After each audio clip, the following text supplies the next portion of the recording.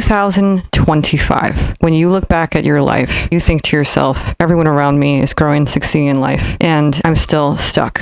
We're going to change that. Don't wanna be a one-man woman. Got me stranded like a boat in the sand. Part of the reason why I'm making this video is to assign you the role of invisible accountability partner. I'm going to share with you everything that I'm doing and my progress along the way so that I have someone to report to. Number 2, it's been helpful for me to witness others achieve their dreams and explain how they went about doing so and the mindset shifts that went along with that. And I hope that I can be that person for you. Just the thought of not spreading my wings drives me. There are 2 traps: consumption and planning. The act of consuming media, resources, materials in preparation for or acquisition of things that will help us achieve our dreams makes us feel like we are moving toward them, when really what drives change is action. Do not let this information be a substitute for you taking action. Number 2, it's a similar, or if not exactly the same message with planning. Planning is a dopamine-inducing activity. It feels like we're going somewhere when we set out the steps that we're going to take, but it still is not doing. So don't get lost in planning and don't get lost in consumption. Dressing up, fixing my strut. There are 2 supplemental items that I want to share with you that should be considered before implementing these behaviors to improve their effectiveness. First thing to consider is clarity. It doesn't make sense to move toward an opaque target. You need to be really crystal, and I'm talking crystal clear. And when I say crystal clear, I mean if it's a financial goal,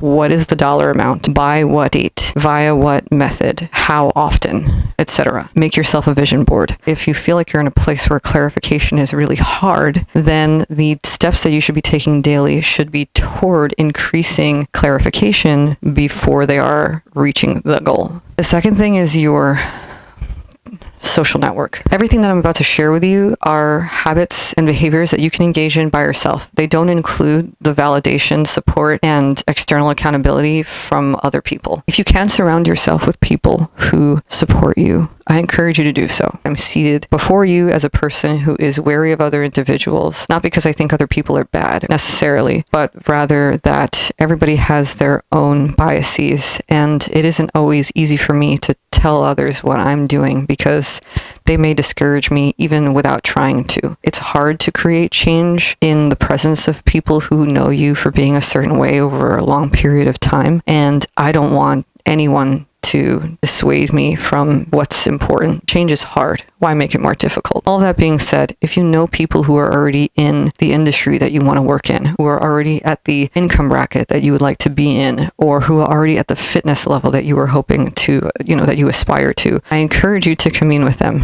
because those are the people that are going to make your dreams tangible for you. They are literal representations of your goals already having been achieved. Similarly, if you have someone in your life who actively supportive of you and loves you unconditionally for the core human being that you really are, and part of that relationship means that they constantly want to see you grow and you are mutually engaged in each other's development, then I don't see any reason why you wouldn't tell that person either. If you don't have any of those things, or it's still early on in your path toward a greater tomorrow and you have yet to build that network, or you don't feel comfortable sharing with the people in your life immediately, then all of these things that I'm going to share with you are just habits or behaviors that you can engage in by yourself with a relationship you already have with yourself, and you don't need anyone to help you with it. Always prepared, you never know who. The biggest challenge with changing your life is holding the vision every single day. It's really difficult to continue to imagine what you want to achieve when you are confronted constantly with reminders of where you currently are. So the purpose of these things that I'm sharing with you are foundationally to be constant reminders every day throughout the day of where I'm going and where I want to be. The first thing I do is in the morning, I take one of my journals and I write down how grateful I am for the new day. Why is that helpful?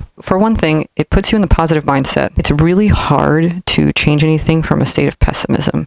Don't get me wrong. I think that running away from something is equally as good of an impetus for change as running towards something, but it's hard to stay in a place of positive momentum when you have a pessimistic attitude about the state of things. We want to shift our focus from dismay at where we are to excitement for where we're going. Also, for gratitude for what we already have achieved, what we already have, the resources that we already have, the life that we already have, the fact that you can wake up, and not because I'm supposed to, but because I really am grateful. So remember that you have to actually sincerely feel gratitude. So if you don't feel gratitude and you think that what I'm saying is corny, take a moment to recognize. Okay, number 2, after I've written my couple of sentences about gratitude, I've been writing down on just a piece of really ordinary note paper 3 things that I can do that day that will bring me closer to my goals. There are 3 rules. Number 1, the list of 3 things that I do that day must be, targeted toward my goals for the week. Every week on Sundays, I write down a list of what I want to accomplish that week based on what I want to accomplish that month, which is based on what I want to accomplish that quarter, what have you. So effectively what we're doing is we're breaking down what we need to do by time frame. I reference or I consider what I've written down that I want to achieve that week in order to decide what I want to achieve that day. Number 2, the list must contain at least one action, meaning one actual behavior, one step that I can take that will push me forward. And this is referencing back to the start of the video. My list cannot include read a chapter on this thing and then watch a video on this thing and then take a shower. We're moving from consumption to production. Consumption has its place. It keeps one informed and motivated, but it still is living in the mind. So a minimum of one of the things on the list must be an actual action that I can take. And the reason why I make it just a minimum of one thing and not all 3 things, they must be easy. If all I can do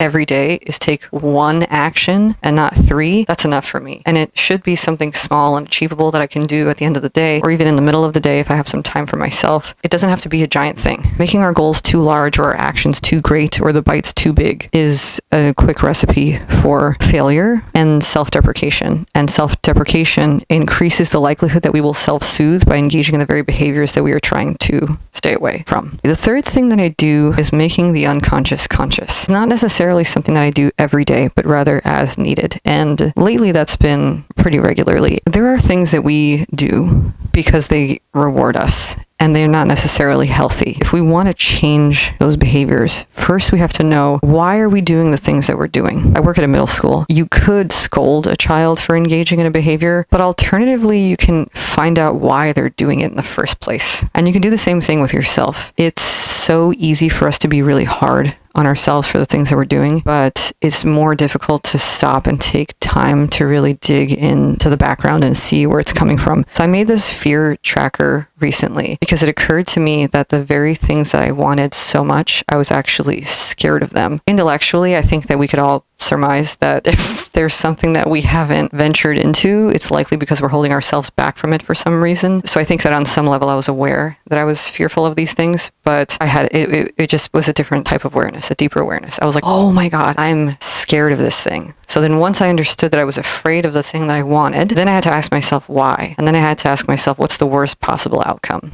of doing this? And then I asked myself, what's the best possible outcome of me doing this? And then I asked myself, what are a few small, tiny, incremental behaviors that I can engage in that force me to confront this fear that will show me over time that it's not as scary as I think it is. It's a journaling tool that really deepens your conscious awareness of your fears, where they originate from, and how you can confront them, or in a way that doesn't discourage you. Doing something daily to make the unconscious conscious is a clear way to keep yourself focused on your path. The 4th thing that I've been doing every day is to create a reward system for when I'm sticking to my guns. Part of the reason why it's difficult to stop engaging in behaviors that are not good for us is because they elicit a reward immediately. I've been like a little monster stealing chocolate chips from the baking drawer, like just regular old chocolate chips that are for baking cookies. I've just been eating them. Somebody's gonna get mad when they discover it. Sorry guys. I had to develop a way to reward myself for saying no to sweets. And you're gonna have to come up with one that works for yourself. I'm like a lists planner, organization kind of person. So I really like it when I can kind of check something off of the list. That feels really good for me. And I have this sort of grid over my bed back here. Every time I go a full day completely resisting anything that I'm not supposed to eat, I get to put a hot pink post-it on the grid. And every time I fall off, then I have to put a yellow post-it instead. This might not work for everyone, but for me, it's like I have to wake up in the morning and look at this. This feels like a reward that I can substitute for chocolate chips sometimes. Another thing that I want to automate is a dollar transfer. Every time I resist something that I'm not supposed to eat, I transfer a dollar into a special account that is reserved only for self-care. For me, I really like spas. I enjoy spa experiences. It's still not something that I get right away, but it feels in that moment like a tiny step toward a greater benefit in the long term. And the final thing that I do, and it's the way that I end my day, and it's really similar to the way that I start it, is writing down something that I'm proud of myself for achieving that day. This can be you being proud of literally anything that you did that day. Recently, I wrote down I had to confront somebody about something that angered me, so I had to find the right words. That was hard for me to do. And that has nothing to do with any of the goals that I'm trying to achieve. It matters to look back on our actions regularly and to say, you did a good job. You're doing well. Keep going. Jump out on the stage, get locked up in a cage, director. So that's all I have to say.